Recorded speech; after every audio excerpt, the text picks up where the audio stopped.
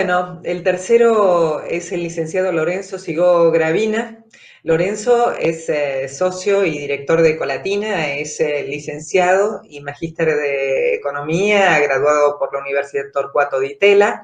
Se ha formado en Ecolatina como economista senior, coordinador ejecutivo de Research y economista jefe previamente.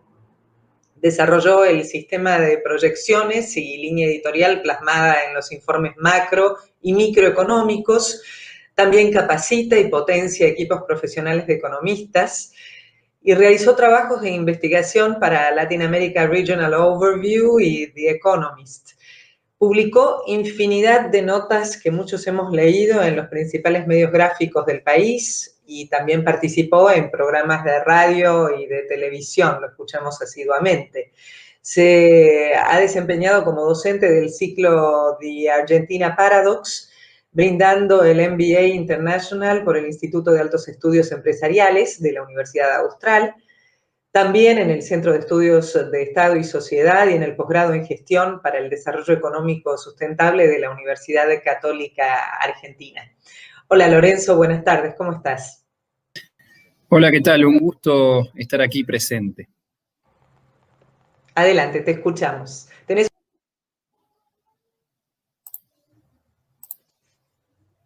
Bien, voy a compartir la presentación. Avísenme si ya la están viendo.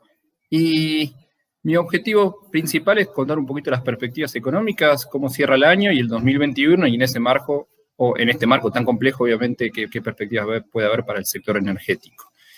Si me están viendo bien la pantalla, avanzo. Sí, se ve perfecto, Lorenzo, adelante. Se ve bien, perfecto. Bueno, justamente el primer punto, y para no irme tan atrás, no irme a 100 años atrás, pero sí, después de la última gran crisis que tuvimos, 2001-2002, la Argentina, el gobierno de Néstor Kirchner, se recuperó a tasas chinas, con inflación de un dígito anual. Vamos a ver que eso, que ya es común en el siglo XXI, o en el nuevo milenio para la mayoría de los países, incluso de América Latina, se aprendió de alguna manera esa lección. Hoy no está en la Argentina. Ya el primer gobierno de Cristina Fernández de Kirchner nos ubica en un escenario en que el crecimiento estuvo en torno al 4% promedio anual, eran los años de Brasil, los años de oro de Brasil, y además hubo que atravesar la crisis 2008-2009, con lo cual fue un crecimiento bastante bueno, en línea con la región, pero con una inflación que, bien medida, ya se ubicaba en torno del 20-25% promedio anual. Segundo mandato de Cristina Fernández de Kirchner nos ubica en una situación de estanflación o estancamiento económico con inflación elevada, el 30% anual, con algunos años, los años pares con mayor inflación, y esto de alguna manera también explica el cambio de signo político. Se buscó algo distinto, que vuelva a oxigenar la economía, que Mauricio Macri tuvo, así como hoy tiene el mandato Alberto Fernández de volver a un sendero de crecimiento, mayor crecimiento y menor inflación. Bueno, el gobierno de Mauricio Macri no lo logró, tuvo solo un año de crecimiento, 2017, de los 4 de mandato, y además, sobre todo en la segunda mitad de mandato, producto de la inestabilidad cambiaria, de las sucesivas saltos cambiarios, sufrimos 3, 2 en 2018 y 1 el año pasado, la inflación se aceleró aún más, y ya en promedio su mandato estuvo en torno al 40% anual. Una inflación que por lo menos en este momento del mundo, es bastante anómala. Bueno, Alberto Fernández, como quizás también tenía Mauricio Macri, fue electo con por lo menos en términos económicos, con un objetivo muy claro: que vuelva a subir el PBI y que baje la inflación. Recibía una pesada herencia económica, sobre todo mucha deuda pública en moneda dura, que se había endeudado, sobre todo el gobierno de Mauricio Macri, que había logrado, después del acuerdo con los holdouts, volver a conseguir financiamiento externo, pero también una deuda social elevada. La pobreza ya era afectaba a un tercio de la población, y cuando vos veías particularmente a los jóvenes, estaba arriba del 40%, es decir, los que tienen menos de 18 años, 40% viven en hogares pobres. Y a esto sufrió, y algo que lo sufrió no solo este gobierno, este país, sino todo el mundo, que fue la pandemia. Esta combinación hizo que después de un 2020 en el que el gobierno inicialmente planeaba estabilizar la situación, reestructurar la deuda, tienen que evitar que el 2020 sea 2002, en parte también por errores autoinfligidos, pero también por una situación o una herencia económica que no venía fácil de entrada. Duraron 3 meses de gestión, la tranquilidad, digamos, del 10 de diciembre al 10 de marzo, y a partir de ahí, con la pandemia, todo un nuevo juego y una complicación en todos los frentes. Clave de lo que resta del 2020 y cómo nos gusta a nosotros en Ecolatina mostrar un poco cuáles son las 2 principales variables que van a definir la caída del nivel de actividad. La duración de la cuarentena, obviamente, que se va haciendo de facto cada vez menos relevante, pero que sigue teniendo un impacto en muchas provincias en que está restringida la circulación, etc.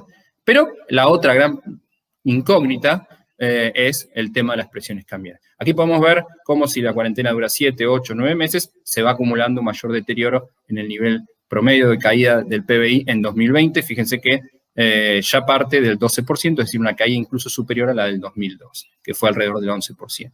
Pero de todo esto, en el punto rojo se puede ver cómo las presiones cambiarias, si siguen altas, obviamente van a complicar, y sobre todo el cierre del año, porque la tensión es cada vez más creciente, caen las reservas y la brecha está a niveles muy, muy, muy altos. Y encima tenemos que no es solo esta variable, sino también el riesgo país, el triángulo de las Bermudas, sube mucho el riesgo país, como habló en detalle Daniel. El escenario más probable es hoy, ya tenemos 7 meses y medio de duración de la cuarentena, es probable incluso que se extienda, con lo cual la caída va a estar entre 12 y 13% del nivel de actividad este año, una caída muy dura, una caída superior claramente al promedio de los países. Piensen que en promedio, según el FMI, el PBI mundial va a caer alrededor de, o un poquito menos de 4,5%. Bueno, en Argentina casi el doble, o podríamos casi triplicar esas cifras, en parte también porque tuvimos una de las cuarentenas más estrictas de jure, aunque en la práctica algo también sigue siendo restrictiva la cuarentena, pero en menor medida la movilidad reacciona un poquito más de lo que debería según la ley, que dice que, bueno, hay muchas actividades que no se pueden hacer y finalmente se hacen. Pero dicho esto, quiero ir un poco al core de la cuestión, a lo caliente del momento, es qué va a pasar con las variables nominales en la Argentina. ¿Por qué? Porque como ustedes pueden ver, tanto 2018, 2019, incluso 2020, el tipo de cambio oficial le ganó a la carrera a los precios, y los salarios, obviamente, cuando se acelera el tipo de cambio, se acelera la inflación y los salarios pierden en esta carrera. Ya es el 3er año consecutivo y claramente el gobierno esto es lo que tiene que cambiar de cara al año electoral. Pero el frente cambiario, como ya vamos a mostrar a continuación, está muy complejo, una situación muy compleja, casi que es tan compleja y es tan la desconfianza, que incluso sabiendo que el tipo de cambio oficial no está atrasado, o por lo menos salvo con Brasil, que uno puede decir, bueno, este año Brasil depreció mucho y no lo seguimos, en términos reales, salvo con Brasil, uno no ve un atraso cambiario, comparto la perspectiva con mis colegas, pero la desconfianza es tal que el precio del dólar hoy, lamentablemente, está muy difícil de anclar, sobre todo en términos de expectativas, confianza. Y aquí se dividen las aguas del 2021, se aguanta, que es el plan, el objetivo del gobierno, ¿no? A pasar las elecciones de mitad de término con la mayor estabilidad cambiaria posible en un contexto muy complejo de administrar, sobre todo desconfianza, expectativas de evaluación muy altas, etcétera, o tienen que aplicar antes de las elecciones, quizás en el verano, una corrección en el mercado cambiario, moviendo un poco el tipo de cambio oficial, desdoblando, etcétera, etcétera. Obviamente, si se queda sin reservas, y eso lo hemos, es el peor escenario posible, no está puesto acá, pero ahí sí ya el riesgo de que las variables nominales se espiralicen es mayor, porque para que haya una hiper, no solo se necesita mucha emisión, que puede venir por el lado del déficit fiscal, pero sino la combinación de mucha emisión con además un banco central que no puede defender la cotización del dólar oficial porque básicamente se queda sin poder de fuego, sin reservas. Todavía estamos lejos de esa situación, pero la tendencia es preocupante. Y en base a eso, obviamente, vamos a tener la magnitud de las variables nominales. En un escenario del 2021, que casi parece esa figura que ustedes ven, un hombrecito, están todas más cerca las variables, en torno al 40%, con los salarios apenas superando a la inflación y un escalón por encima del tipo de cambio oficial. En el escenario de una corrección se da lo contrario, el tipo de cambio oficial lidera, acelera la inflación y la inflación le vuelve a ganar la carrera a los salarios que caerían por 4º año consecutivo, haciendo que obviamente esta crisis ya se empiece a comparar a la del 2001-2002 por la magnitud y la intensidad y duración. ¿Por qué hablamos de máxima tensión en el mercado cambiario? Bueno, hay un shock, pandemia, cuarentena, que complicó todo, más allá de la reestructuración de la deuda, que finalmente fue por lo menos exitosa en posponer el pago de capital e intereses de corto plazo de la deuda pública argentina en moneda dura, porque la pandemia y la cuarentena generó no solo, ya lo han mencionado, a nivel local, sino a nivel de Latinoamérica e internacional, un aumento del déficit fiscal. ¿Por qué? Porque hubo un sudden stop, se frenó el nivel de actividad justamente para reducir el contagio o cuarentenas a lo largo y ancho del mundo. Eso generó caída de la actividad y caída de recaudación, y además más gastos extraordinarios, porque si este era un shock transitorio, había que cuidar el aparato productivo, las empresas y también a las familias de menor poder adquisitivo para el día de mañana, una vez que se supere la cuarentena, salir de la mejor manera posible sin muchos costos de largo plazo.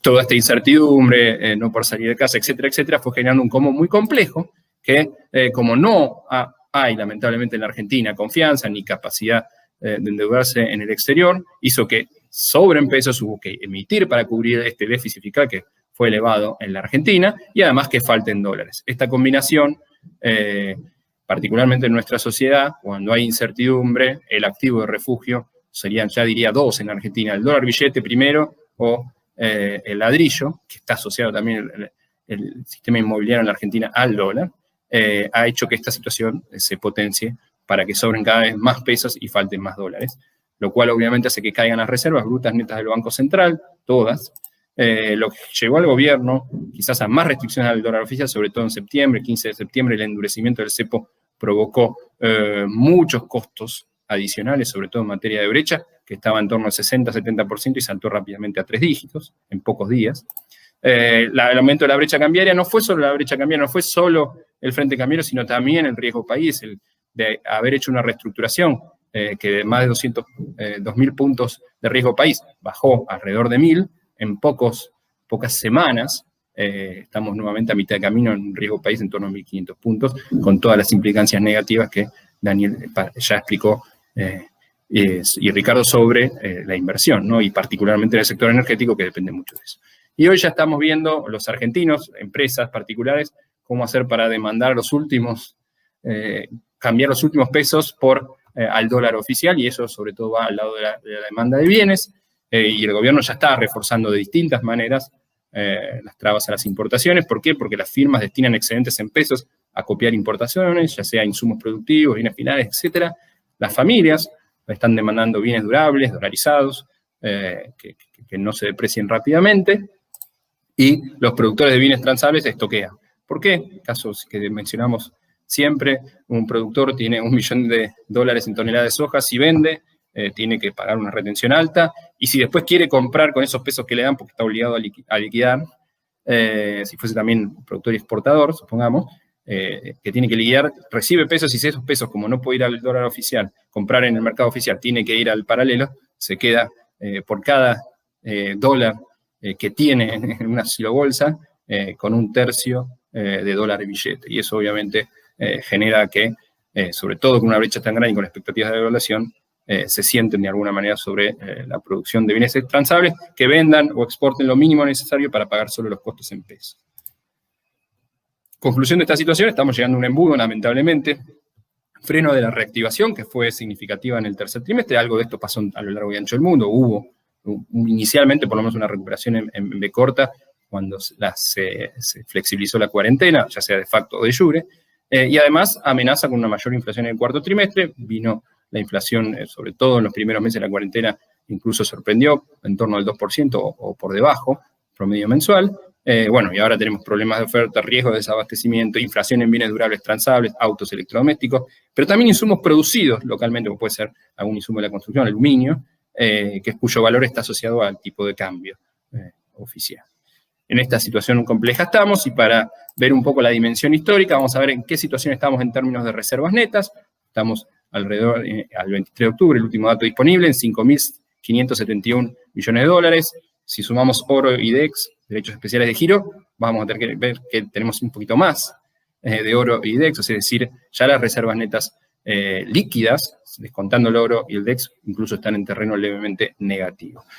¿Qué pasó y cuándo fueron las últimas devaluaciones en la Argentina? Bueno, tenemos la de diciembre, enero del 2014, Kicillof Fábrega, cuando las reservas netas habían perforado los 5.000 millones de dólares, y la última la tuvimos, el sinceramiento, la unificación del mercado cambiario a comienzos del mandato de Mauricio Macri, cuando habían tocado las reservas netas un mínimo de 3.880 millones. ¿Qué quiero decir con esto? Que las reservas netas efectivamente están en una tendencia declinante muy fuerte y además ya muy cerca de las zonas de devaluaciones, y esto obviamente también retroalimenta las expectativas. Hoy estamos viendo que la brecha está bajando en esta semana, pero la caída de reservas sigue a un ritmo elevado. Y hablando de la brecha, puse ahí en octubre de 2020, como para tener una idea, un promedio del 100%, y me fui fijando a lo largo de los últimos 50 años de historia argentina cuando tuvimos brecha de esta magnitud, de 3 dígitos, ¿no? Y sobre todo a principio, y en forma sostenida, sobre todo a principios de los 70, ¿por qué? Porque esta es la brecha cambiaria promedio. En los 80, incluso en algún momento del cepo de Cristina Fernández de Kirchner, tuvimos algunos picos de la brecha, acercándose al 100%, pero rápidamente, meses después, bajaron. ¿Qué teníamos a principios de los 70? Cepo y desdoblamiento formal, algo que hoy no tenemos, hoy tenemos solo cepo. En los 80 teníamos un desdoblamiento formal, dólar exportador, importador y libre, financiero. Teníamos el CEPOCA, que no tenía desdoblamiento formal en la segunda presidencia de Cristina Fernández de Kirchner, y hoy hay un cepo bastante parecido en algunas cosas, en otras no, al del segundo mandato de Cristina Fernández de Kirchner. Conclusión también en perspectiva histórica, por más que no haya trazo cambiario, la situación empieza a estar en niveles críticos, tanto de reserva como de brecha cambiaria, que si no se resuelve rápidamente, lamentablemente, por más que sea una de las peores crisis en términos de autoinfligida, por desconfianza que por otra cosa, vamos a sufrir una crisis. Y justamente para eso un poco la salida, ¿no? Controlar las presiones cambiarias va a ser clave para el gobierno hacer unas elecciones de mitad de término razonables o por lo menos no perder. Y para eso nosotros creemos que hay que unificar la conducción económica, tomar medidas integrales, no una cada 2 días, sino y en todos los frentes, y además con dosis contundentes. No es el momento para ser timoratos, porque lo que hay que evitar es una nueva crisis cambiaria, un salto cambiario en un país en que no necesita, probablemente desde el punto de vista de los fundamentos, otra devaluación, y en el cual la pobreza ya está en el segundo trimestre en niveles arriba del 45%, y esto lo llevaría a niveles de la crisis del 2001-2002.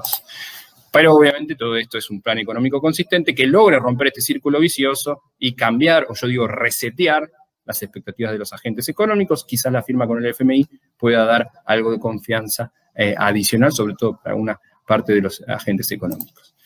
Y después, ¿qué más queda para el 2021? Bueno, pensar qué va a pasar con el COVID. Una vacuna disponible en algún momento va a haber, no necesariamente para toda la población y rápido cubriendo a todos, pero por lo menos al personal de salud y a los adultos mayores, los más expuestos. Hay más conocimiento de adaptación de la sociedad, de los aparatos productivos, a tratar de mantener higiene y medidas sanitarias, pero esto no quita que hay rebrote, lo estamos viendo claramente en Europa, y particularmente para Argentina me parece que va a ser clave si llega o no antes del invierno en forma masiva la vacuna a estas pampas. Desde el equilibrio fiscal y monetario, Ricardo habló bastante de esto, le dio mucho énfasis, nosotros también obviamente lo vemos. Después de un año en el que el déficit primario puede llegar a 8 puntos de producto, el déficit financiero casi a 10, y casi todo, o más de 2/3 o 3/4 partes de eso financiado con emisión, eso tiene que cambiar. Hasta ahora el presupuesto es muestra una reducción obviamente del déficit primario, pero a mitad de camino, sobre todo respecto quizás a las expectativas. Aquí nosotros vemos que lo más probable es que haya un rojo primer año que viene en torno a 4 puntos del producto, un poquito menos de lo que dice el presupuesto, un déficit financiero alrededor de 6, gracias a la reestructuración de la deuda que efectivamente alivia el pago de intereses, sobre todo en moneda dura, y un mix de financiamiento que tiene que ir cambiando en línea de lo que sucedió estas últimas semanas con licitaciones en pesos muy favorables, por arriba de los vencimientos en pesos, que le permitan al Tesoro cubrir su déficit sin necesidad de aumentar la asistencia. Igualmente, algo de asistencia va a haber al año que viene, por lo cual las presiones van a seguir estando. Financiamiento externo, tras el acuerdo con privados, creemos que se van a extender plazos con el FMI, pero no vemos mejoras por el lado del sector público ni privado, que justamente todo habló bastante Daniel, forzado a reestructurar hoy a la Argentina y a las empresas en particular no le presta. La estrategia de recuperación con poco margen fiscal, el gobierno puede ir a apuntar al mercado interno, al sector empleo intensivo y que además no le insuma divisas. Este ejemplo, obra pública, construcción. El principal escollo igual es la desconfianza, la incertidumbre, incluso una recuperación rápida, que que acelere rápidamente las importaciones. Hay momentos de crecimiento en la Argentina en que cada punto de crecimiento tenés 3 o 4 puntos de crecimiento de las importaciones. Bueno, eso puede hacer que los problemas cambiarios, la escasez de divisas, si la recuperación es muy rápida, las importaciones crecen muy rápido, vuelvan a estar en la mesa, porque piensen que este año tenemos un superávit comercial elevado y a pesar de ello todos los problemas que estamos mencionando en el frente cambiario. Conclusión, para ir cerrando, la encrucijada cambiaria del 2021 es una corrección, salto cambiario controlado, inflación que se acelera, ya vuelve a quizás a los niveles del 2018, un PBI que apenas crece, apenas por arriba de la población, es un poquito más de 1%, salario real y empleo que no mejoran, condiciones sociales muy complejas, una probable derrota en este contexto, ¿no?, negativo económico, las elecciones de mitad de término, o un escenario en que el gobierno aguanta o logra incluso, un escenario que ya uno podría ser muy optimista, dar vuelta, empezar a acumular nuevamente reservas, etcétera, etcétera.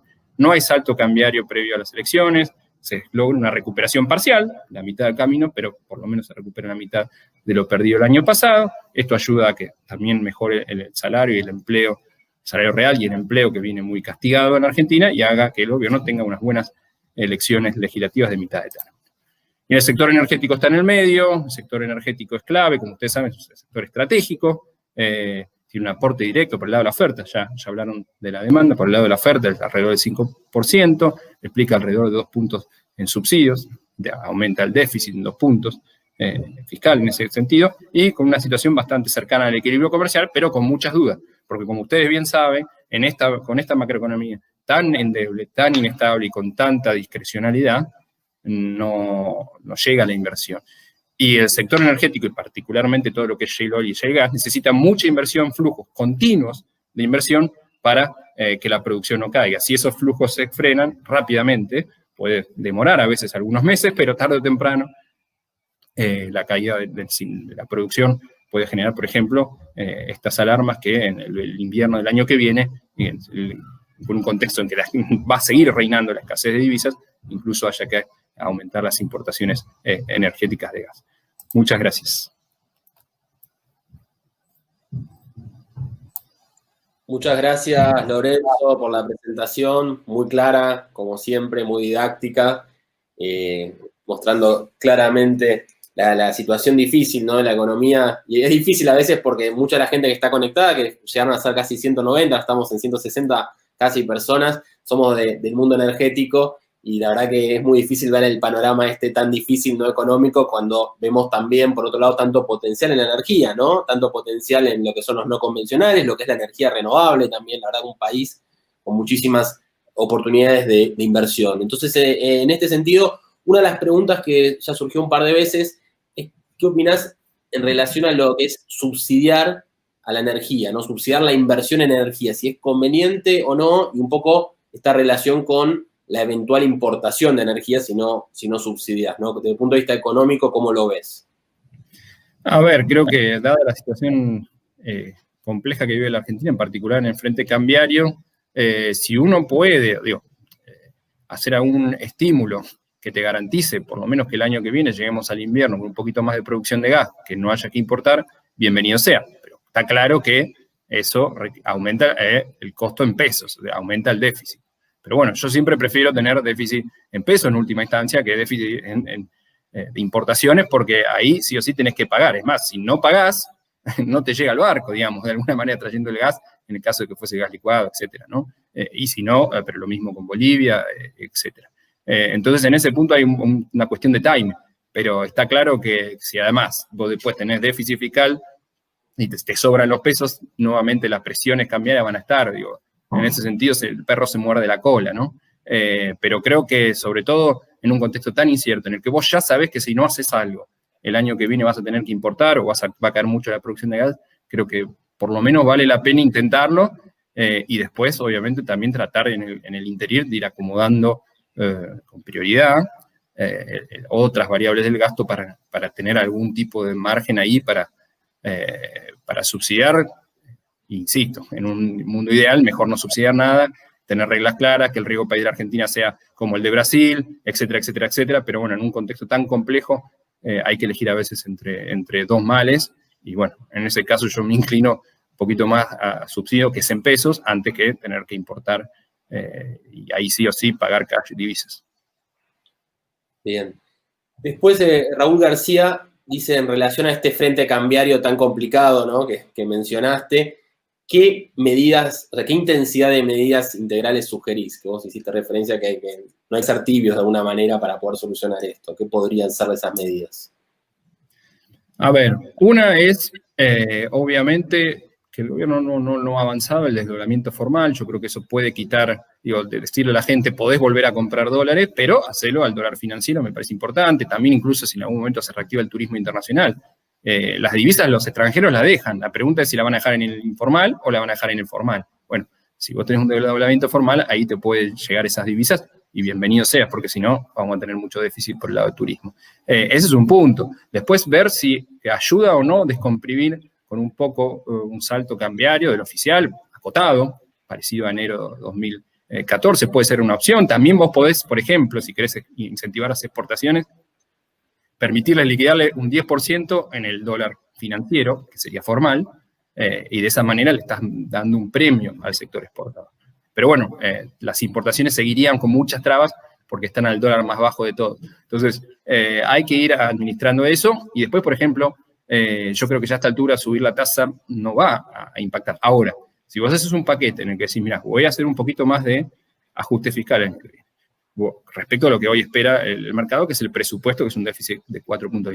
Si vos decís, bueno, y además voy a colocar más estos bonos en pesos, dólar link, para bajar más aún de lo que yo decía la emisión el año que viene.